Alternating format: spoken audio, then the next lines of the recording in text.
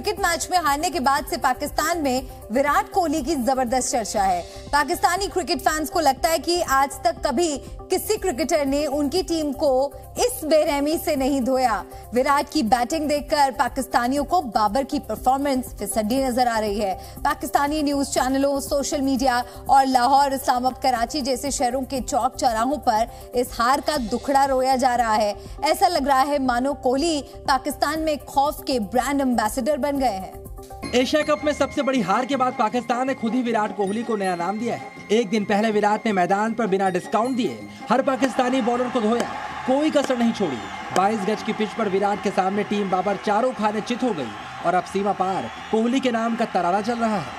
Pakistani social media में सबसे ज्यादा चर्चा अब्बू की हो रही है। ये लफ्ज वहां पर ट्रेंड कर रहा है। पहले भारत ने समझाया था कि बाप बाप होता है और बेटा बेटा होता है, लेकिन पहली बार पाकिस्तानियों ने खुद ही यह सच कबूल कर लिया है। विराट कोहली के बल्ले ने पाकिस्तानी गेंदबाजों के धागे खोल दिए, सबकी गेंद को मैदान का कोना कोना दिखा दिया। विराट और केएल राहुल की जोड़ी ने मिलकर मैच का रुख बदल दिया। इस ऐतिहासिक पिटाई के बाद भी पाकिस्तानी विराट कोहली के फैन बने हुए हैं। इस ऐतिहासिक पिटाई के बाद भी पाकिस्तानी विराट कोहली के फैन बन गए। भारत की सबसे बड़ी जीत में कोहली ने कई रिकॉर्ड तोड़ दिए और पाकिस्तानी गेंदबाजों को कूटते हुए नए रिकॉर्ड भी बना दिए। विराट कोहली ने पाकिस्तान के खिलाफ सिर्फ 84 बॉल पर सेंचुरी लगाई। वनडे करियर का 47वां शतक लगाया। विराट तीनों फॉर्मेट में कुल 77 शतक लगा चुके हैं। विराट की पारी देखने वाले पाकिस्तानियों को भयंकर शौक लगा है। इस वक्त भी सीमा पार टीवी और सोशल मीडिया पर कोहली की ही चर्चा हो रही है। भारतीय बल्लेबाजों की तारीफ करने वालों में पूर्व पाकिस्तानी क्रिकेटर रमीज राजा भी शामिल है। उनकी माने तो टीम बाबर ने शुरू से लेकर आखिर तक सारे फैसले गलत लिए और पिच पर ऐसा थर्ड क्लास परफॉर्मेंस दिया जिसे देखकर पाकिस्तानियों को अब तक शर्म आ रही है। पाकिस्तान का दुख ये नहीं है कि वो मैच बुरी तरह से हारे। उनका सवाल ये है कि भारत के खिलाफ इस तरह से हारने की जरूरत क्या थी। वहाँ पाकिस्तान की हार से भी ज्यादा दुख सोशल मीडिया पर बेइज्जती और अपमान का है। मैच हारने के बाद पूर्व पाकिस्तानी तेज गेंदबाज शोएब अख्तर कैमरे के सामने आए। हार का असर ऐसा हुआ कि रावलपिंडी एक्सप्रेस को बोलने के लिए शब्द नहीं मिल रहे थे। सबके टारगेट पर टीम बाबर के खिलाड़ियों के नाम थे। बारिश की दुआएं कर रहे थे कि बारिश हो जाए ताकि हमारी जान छूट जाए। ऐसी जान नहीं छूटती हमारी। आपको पता ही है कि पाकिस्तान लॉस्ट द गेम और ह्यूमिलेटिंग लॉस जिसे कहा जा सकता है। पाकिस्तान इज 128 रन पे ऑल आउट। वरिंग साइन कि पाकिस्तान ने इतनी अच्छी विकेट पे बैटिंग ट्रैक के ऊपर टॉस जीत के फील्डिंग का फैसला क्यों किया। बहुत बहुत मुबारक हो इंडिया को। इंडिया ने वेल डिजर्व विक्ट्री और बहुत अच्छा खेला और चारों जिशाने कहते हैं चित कर दिए। वैसे इंडिया ने बॉलिंग भी की और बैटिंग भी की। विराट कोहली और केएल राहुल के साथ मिलकर सिर्फ 4 भारतीय खिलाड़ियों ने पाकिस्तान की हार तय कर दी। मैच खत्म होने तक पाकिस्तानी फैंस गुस्से में आउट ऑफ कंट्रोल हो गए। तकलीफ इस बात की है कि टीम बाबर ने मैच हारने के साथ साथ पाकिस्तान को जलील कर दिया। पाकिस्तानी मीडिया पर कल रात से अब तक टीम बाबर के खिलाड़ियों पर सवाल खड़े किए जा रहे हैं। कुछ तो ऐसा दावा कर रहे हैं कि शायद कोहली ने वर्ल्ड कप भी तय कर दिया है। पाकिस्तानियों के इस दुख की सोशल मीडिया पर नॉन स्टॉप खिल्ली उड़ाई जा रही है। भारत के खिलाफ यह शर्मनाक हार पाकिस्तान को लंबे वक्त तक याद रहेगी।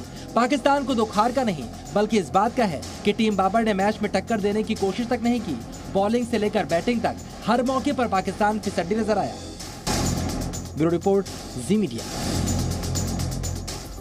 आज 1, 2 या 10 नहीं बल्कि 90 ऐसी परियोजनाओं का उद्घाटन हुआ जो सीधे सीधे शत्रु के लिए चुनौती है।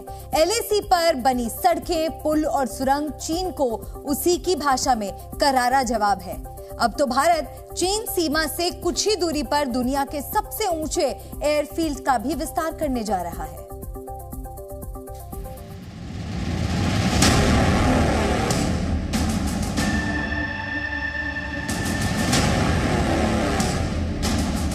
चीन के खिलाफ भारत की दीवार, लद्दाख से अरुणाचल तक प्रोजेक्ट से प्रहार, लाइन ऑफ एक्चुअल कंट्रोल यानी LAC पर चीन अपनी सीमा में जिस तरह से इंफ्रास्ट्रक्चर का निर्माण करता आया था, बीते कुछ सालों में भारत ने चीन को उसी भाषा में जवाब देना शुरू कर दिया है।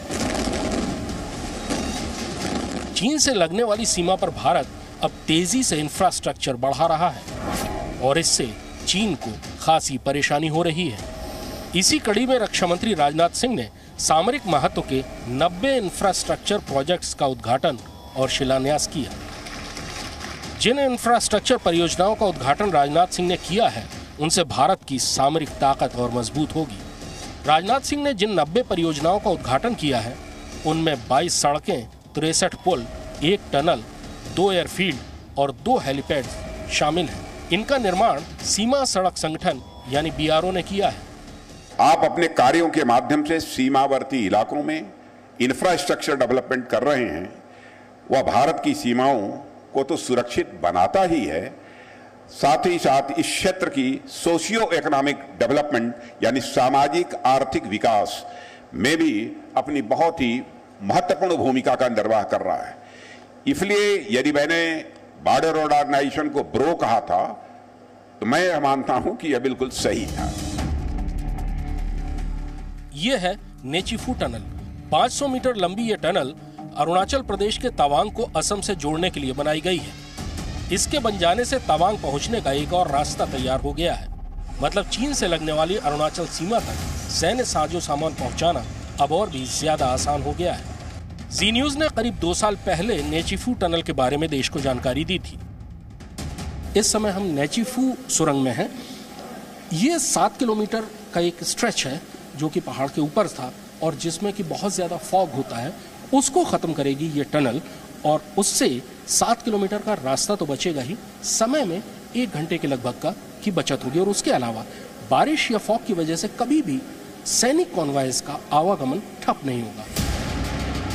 साल 2020 में चीन से सीमा विवाद के बाद भारत ने लाइन ऑफ एक्चुअल कंट्रोल पर न केवल सुरक्षा पुख्ता की है, बल्कि LAC से सटे इलाकों में बड़े पैमाने पर इंफ्रास्ट्रक्चर निर्माण भी किए हैं। जिन 90 प्रोजेक्ट्स का उद्घाटन किया गया है, उनमें से ज्यादातर चीन सीमा के करीब बनाए गए हैं। सबसे ज्यादा 36 प्रोजेक्ट अरुणाचल प्रदेश में है। लद्दाख में सामरिक महत्व के 26 प्रोजेक्ट्स हैं। जम्मू कश्मीर में 11, मिजोरम में 5, हिमाचल प्रदेश में 3, सिक्किम, उत्तराखंड और पश्चिम बंगाल में 2-2 और नागालैंड, राजस्थान और अंडमान में 1-1 प्रोजेक्ट है। पूर्वी लद्दाख में सैन्य मौजूदगी बढ़ाने के मकसद से पूर्वी लद्दाख के DS-DBO सड़क पर बुर्तसे पुल का भी उद्घाटन किया गया। ये पुल काराकोरम दर्रे के पास भारत की सबसे दूर की तैनाती दौलत बेग कोल्डी तक पहुंचने के लिए सबसे जरूरी सड़क है। ये सड़क देपसांग मैदानों से होकर गुजरती है, जहां भारत और चीन के सैनिक 3 साल से आमने सामने हैं। इसी के साथ राजनाथ सिंह ने पूर्वी लद्दाख की न्योमा एयरफील्ड के विस्तार प्रोजेक्ट का भी शिलान्यास किया। न्योमा एयरफील्ड चीन की सीमा से कुछ ही किलोमीटर दूर है। यह 13,000 फीट की ऊंचाई पर मौजूद है। चीन से विवाद बढ़ने के बाद सरकार की योजना है कि इस एयरफील्ड का विस्तार किया जाए, ताकि किसी भी हालत में यहां सैनिकों को हवाई मार्ग से जल्द पहुंचाया जा सके। न्योमा एयरफील्ड का इस तरह विस्तार किया जा रहा है जिससे यहां C-17 Globemaster, C-130J super Hercules और IL-76 जैसे बड़े ट्रांसपोर्ट एयरक्राफ्ट आसानी से उतर सके। अभी यहां से केवल हेलीकॉप्टर्स और छोटे एयरक्राफ्ट ही ऑपरेट कर पाते हैं। इस एयरफील्ड के विस्तार में 218 करोड़ रुपए की लागत आएगी। LAC से केवल 40 किलोमीटर दूर न्योमा जैसे एयरबेस को बड़ा और ताकतवर बनाना भारतीय सेनाओं के लिए बड़ी रणनीतिक महत्व की बात है। चीन ने पिछले 3 सालों में तिब्बत में काशगर, होतान और गुरगुनसा जैसे एयरबेसों को बड़ा और ताकतवर बनाया है। उसकी सड़कें भी LAC के पास तक पहुंचती है, इसलिए वो बहुत कम वक्त में बड़ी तादाद में सैनिकों को मोर्चे तक पहुंचा सकता है। अगर भारत को चीन की इस रफ्तार से मुकाबला करना है तो उसे लद्दाख से अरुणाचल तक नई सड़कें, पुल और टनल भी बनानी पड़ेंगी और न्योमा जैसे एयरबेसों को ताकतवर और बड़ा भी बनाना पड़ेगा। जम्मू से रजत बोहरा के साथ कृष्ण मोहन मिश्रा, जी मीडिया, दिल्ली।